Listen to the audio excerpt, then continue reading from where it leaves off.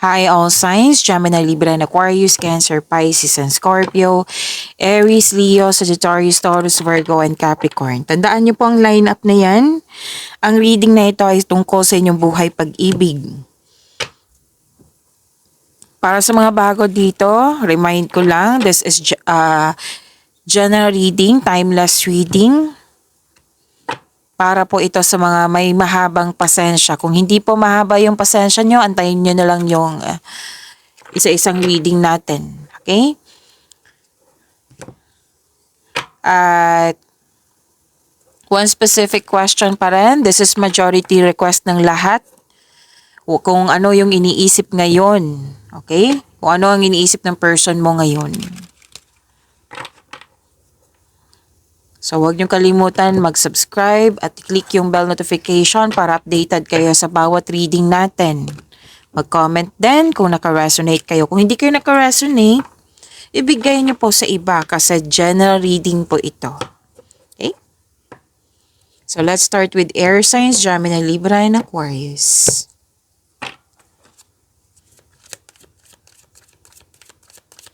Spirits guide, ano po yung iniisip ng person ni Gemini?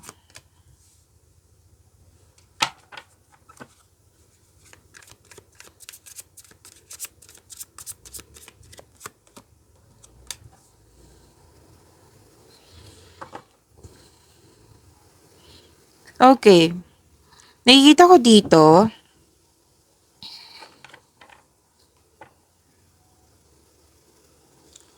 iniisip niya na pwedeng iniisip niya na concern ba to si Gemini? Bakit wala siyang malasakit? Supportive pa ba to sa aming connection? May mga questions siyang ganyan. Okay? Na kung kailangan mong iparamdam sa kanya na may malasakit ka, supportive ka sa inyong connection. Pwedeng lack of time to. Pwedeng loss of connection, hindi kayo nag-usap. Kasi nakita ko dito, parang nagsaset si Gemini ng boundary. Yan.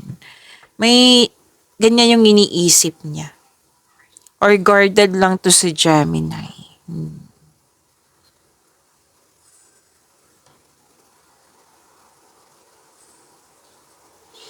Busy.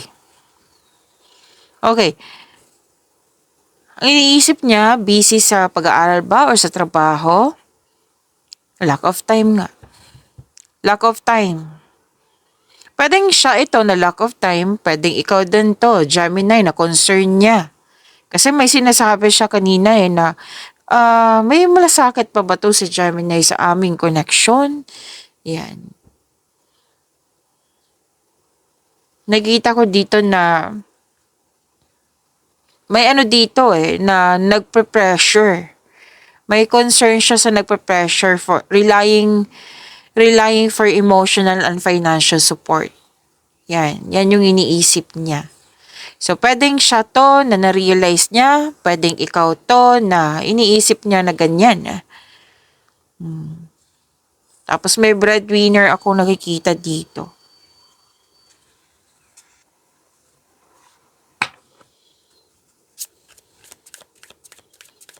Spirits guide, ano po yung iniisip ng person ni Libra? I need 2 cards po.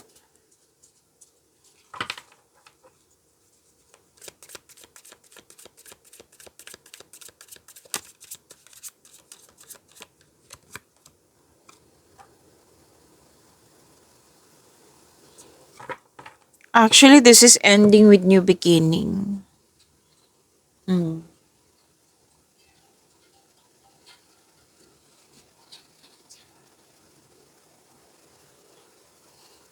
May celebration. So, natagalan lang ako magsalita, may tinignan lang ako.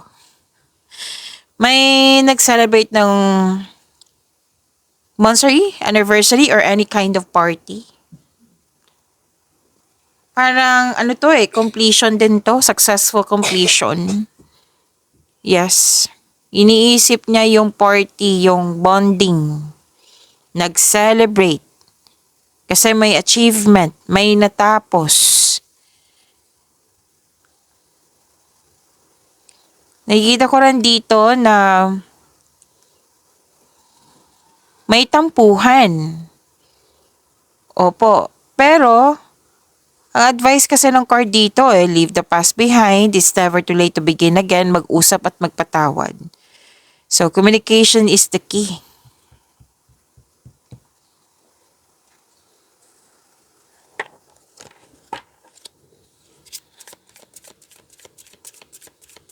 Spirits guide, ano po yung iniisip ng person ni Aquarius? I need 2 cards po.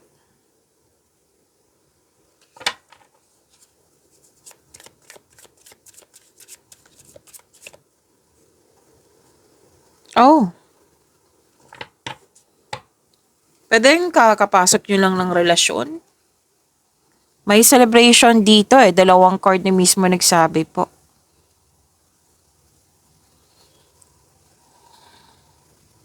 Celebration, masaya kayo kasi may celebration. Pwede ngang kasal, engagement ba, honeymoon. Opo, may ilan din dito na magsama sa isang bubong. Enjoyment ang nakikita ko dito. Aquarius, bakasyon din. May nag-celebrate ng kasal, monthsary ba yan, anniversary, or any kind of achievement, kasal, engagement yan. Or party, any kind of party, like Christmas party. Tapos ang ilan sa inyo, kakapasok lang ng relasyon, may promises, commitment, usapan, nagkasundo. Opo, at masaya. 2 card mismo nagsabi dito masaya kayo, mahal na mahal yung isa't isa at very supportive kayo sa mga ginagawa niyo, plano sa buhay. So next is the water signs, Cancer, Pisces, and Scorpio.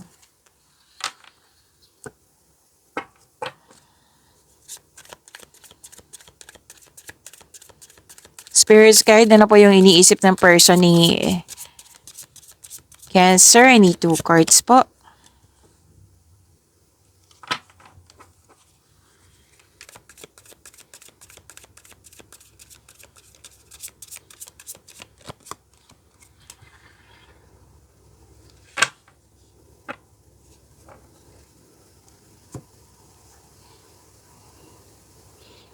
Okay, Cancer, nakikita ko dito.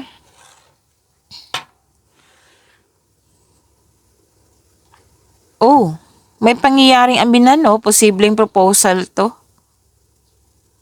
Pwede din aamin siya sa kanyang sekreto or sabihan kanya na mag vacation kayo, mag-outing kayo, or di kaya literal to na proposal na like engagement, kasal. I-offer to sa'yo sasabihan ka talaga niya. Mag-uusap kayo. Cancer.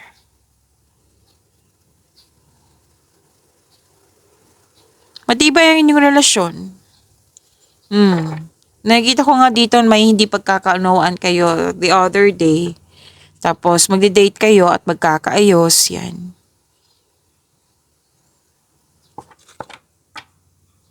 Feeling proud nga siya sa inyong sa inyong pag-level up, sa growth na nangyari sa inyong relasyon. Sa mga nangyari. Oo.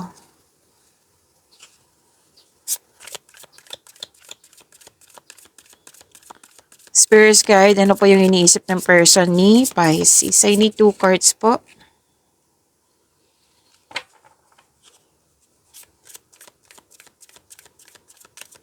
Huwag niyong kalimutan mag-subscribe at click yung bell notification para updated po kayo sa reading natin. Wow, si Pisces, kinakuha yung Wheel of Fortune. Kung hindi kayo nagkakaayos, may dumating na blessing sa inyo at ito yung dahilan na magkakaayos kayo. Kung hindi kayo nagkaayos, hindi nagkasundo, yan, magkakasundo kayo, magkakaayos kayo. Kasi nga, may dumating na blessings. Kasi 2 card mismo nagsabi dito na may tampuhan, hindi nagkasundo. Sinabi ng card dito na mag-usap at magpatawad. 2 card mismo nagsabi dito na magkakaayos talaga kayo kasi nga yung blessings na dumating sa inyo.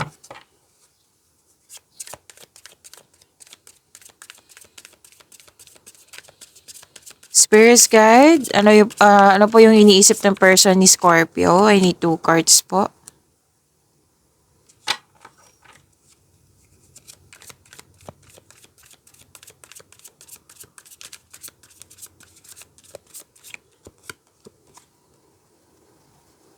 Wala namang iniisip. Parang pumipili siya dito or guarded lang to. Natagalan siya sa paggawa ng desisyon kasi guarded siya. Tahimik lang, nag-o-observe.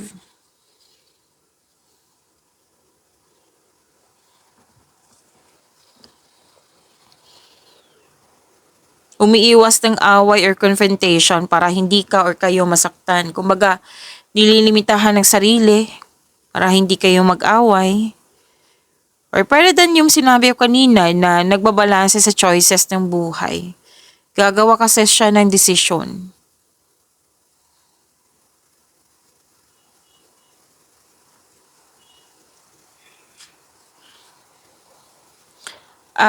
This person, I think this person is asking for a time. Kasi nagka-question na kasi to na may malasakit pa ba to si Scorpio? Supportive pa ba to sa aming connection? Or di kaya'y iniisip niya to na siya to, itong concern nito na sinabihan mo siya na regarding sa lack of time. Yan, pwede. Na pinag-isipan niya ng mabuti. Pwede din kasi umiiwas siya ng away eh. Kailangan niyo mag-usap. Basta, this person, most likely, na this person is asking for a time. Pwede ikaw to, pero most likely nga, itong taong ito, na nag-iisip siya may malasakit pa ba si Scorpio. Yan. So, next is, fire signs, Aries, Leo, Sagittarius, shuffle ko lang.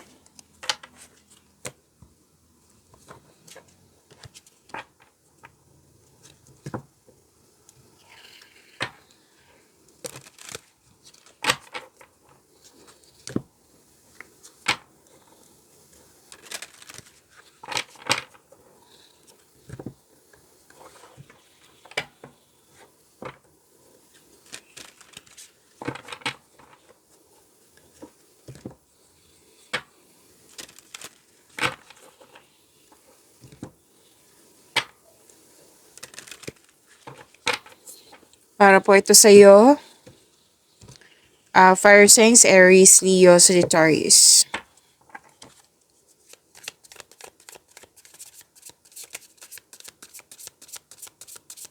Spirit guide, ano po yung iniisip ng person ni Aries?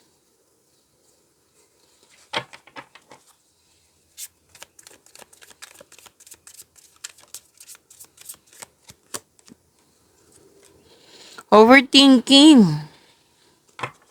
Parang nakatali siya sa isang bagay, sitwasyon, or sa isang tao. Nag-overthink to. Malalim yung iniisip pero overthinking na ito. Kailangan niya ng freedom, kailangan niya ng recovery. Siya lang makakawala dyan sa isipan niya. Kailangan niyang willing mag-move on. Kasi nakita ko pinipili niyang dito lang ako kasi gusto kong isipin. Pero gusto niyang isipin na mabuti pero ang ending nag-overthink.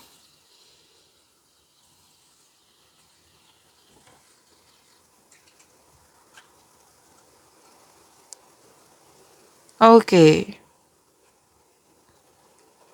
Gusto niyo magkaroon kayo ng growth? Nagbigay ito ng mahabang pasensya? Parang may hinihintay siya. May hinihintay po siya. Tapos sa kakaisip, nag-overthink.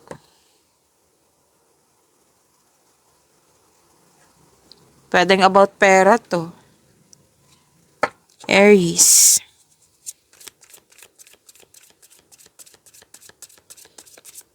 Spirit guide, ano po yung iniisip niyo ng person ni Leo? I need 2 cards po.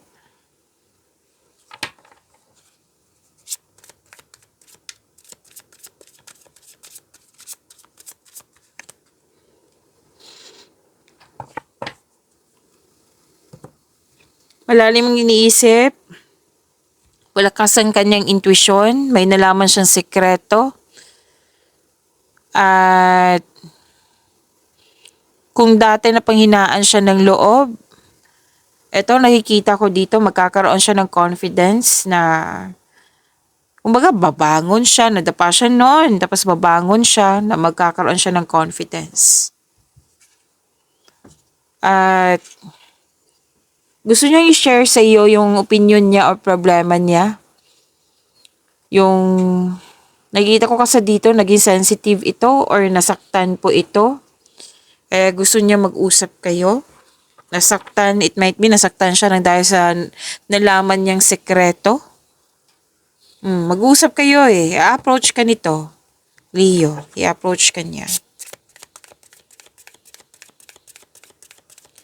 Spirit guide, ano po yung iniisip ng person ni Sagittarius?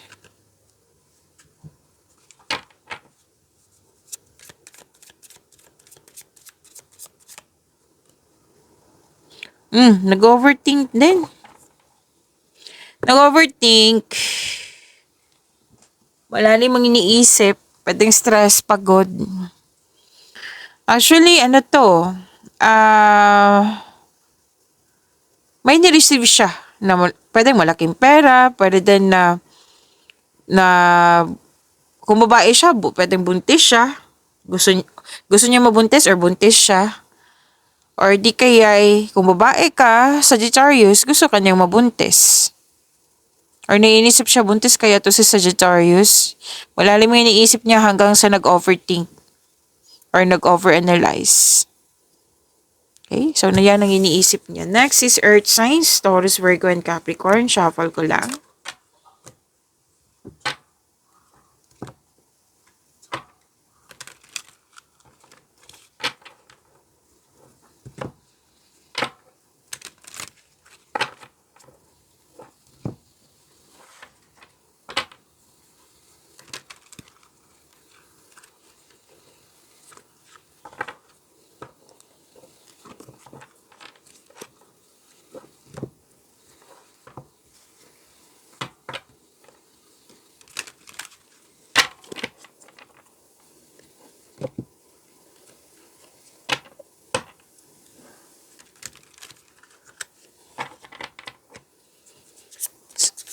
Okay.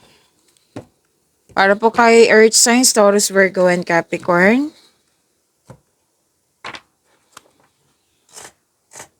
Saglit lang po. Saglit lang po.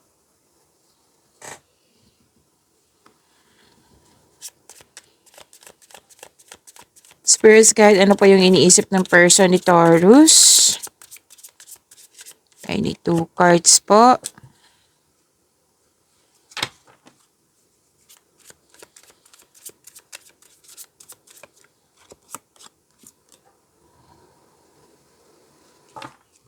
Gagawa siya ng mahalagang desisyon.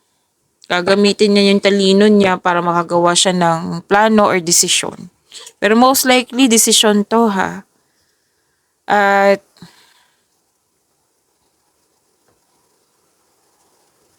nakikita ko dito na nagbigay ito ng pasensya. Nagbigay siya ng pasensya sa inyong relasyon. Gusto niya magkaroon ng growth. May hinihintay din to eh. May hinihintay siya. Na alam niya kung magbibigay siya ng pasensya, alam niya na darating din to or maabot niya. Yan.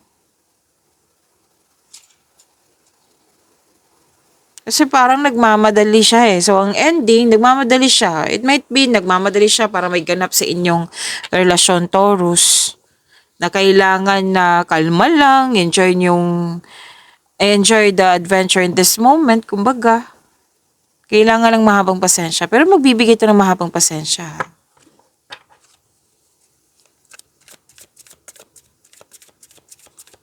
Nagdesisyon siya na nagmamadali. Pero ang ending nito, magbibigay ito ng mahabang pasensya. Spirits guys, ano po yung iniisip ng person ni Virgo?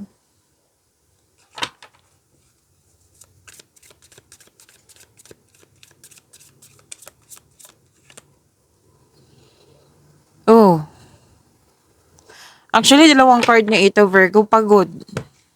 Pagod siya.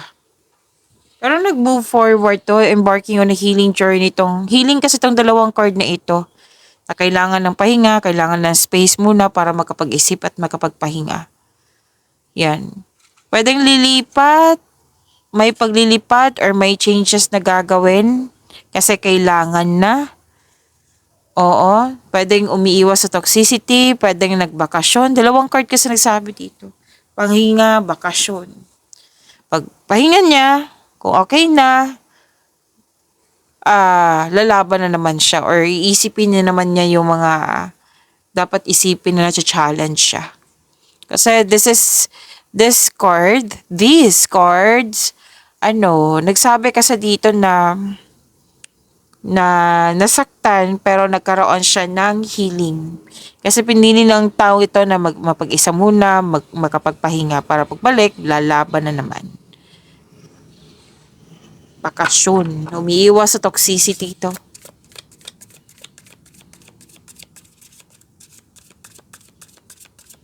Spirit guide, ano pa yung iniisip ng person ni Capricorn?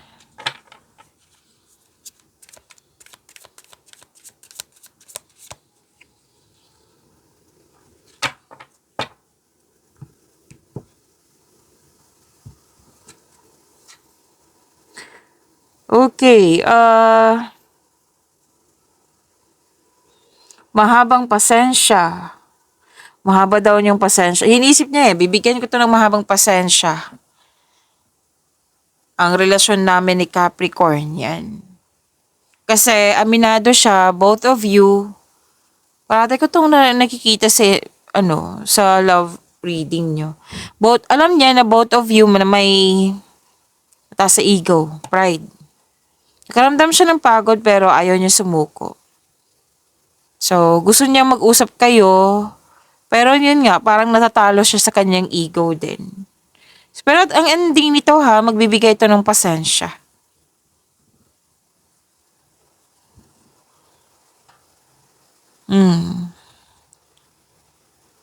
So, aminado to na may ego kayo, mataas ang ego, kayong dalawa. Tapos, pwedeng hindi kanya kakausapin regarding sa kanyang concern, kundi mag-move forward na lang. Kasi gusto niyang, mas pipiliin niya yung masaya kayo, mag-stable kayo, na magbabanding kayo, kaysa pag-usapan yung concern niya. Okay, so yan po. See you tomorrow. Maraming salamat po.